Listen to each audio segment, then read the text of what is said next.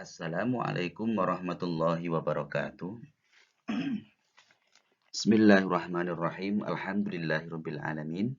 Allahumma sholli ala sayyidina Muhammad wa ala ali sayyidina Muhammad. Walhamdulillahirabbil alamin. Anak-anak, perkenalkan nama saya Muhammad Safroni dari mahasiswa PPG 2023 batch 2 K2 kelas PAI 29.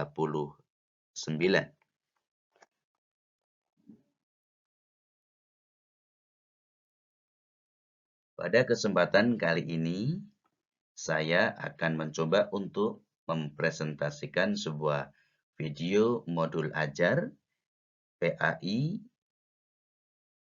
kelas 1 atau kelas 7, berarti berada di fase D yang kebetulan bab pertama, yaitu elemen Al-Quran dengan judul materi Al-Quran dan Sunnah sebagai pedoman hidup.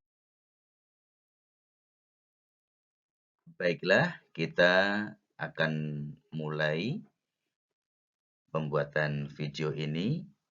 Seraya membaca Bismillahirrahmanirrahim. Tentunya berharap mudah-mudahan video ajar ini memberikan manfaat untuk kita bersama.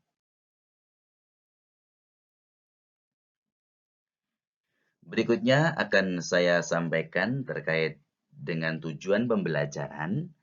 Pada tema ini ada setidaknya 4 tujuan pembelajaran. Yang pertama adalah melalui pembelajaran tutor sebaya, peserta didik dapat membaca Al-Quran Surat An-Nisa ayat 59 dan juga membaca Al-Quran Surat An-Nahl ayat 64, tentunya sesuai dengan kaidah ilmu tajwid, khususnya hukum bacaan alif lam atau al-qamariyah maupun alif lam asy-syamsiyah.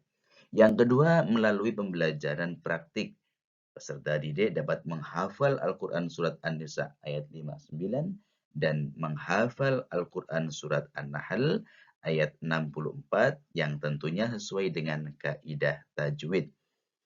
Lalu tujuan pembelajaran yang ketiga adalah melalui pembelajaran inquiry, yaitu peserta didik dapat menjelaskan kandungan surat An-Nisa ayat 59 dan juga bisa menjelaskan kandungan atau makna yang berada di dalam surat An-Nahl ayat 64 tentang kedudukan hadis terhadap Al-Quran sehingga dapat menampilkan perilaku semangat dalam mengamalkan Al-Quran dan Al-Hadis.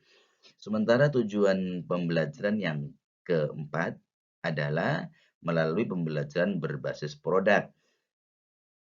Kalian dapat membuat karya berupa peta konsep tentang definisi hadis, definisi Al-Quran, dan juga fungsinya hadis terhadap Al-Quran dalam bentuk simple mindlet.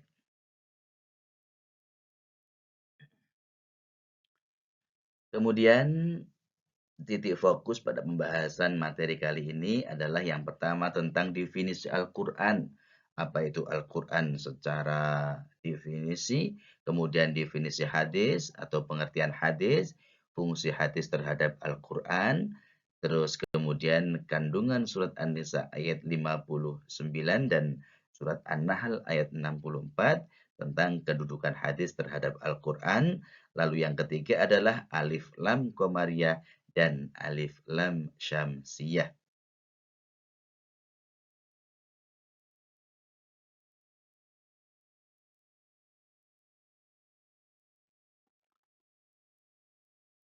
Baiklah, kemudian kita masuk pada pengertian Al-Quran. Secara definitif, Al-Quran adalah kumpulan wahyu Allah Subhanahu wa Ta'ala yang diturunkan kepada Nabi Muhammad SAW melalui perantaraan malaikat Jibril sebagai pedoman hidup dan membacanya merupakan satu ibadah.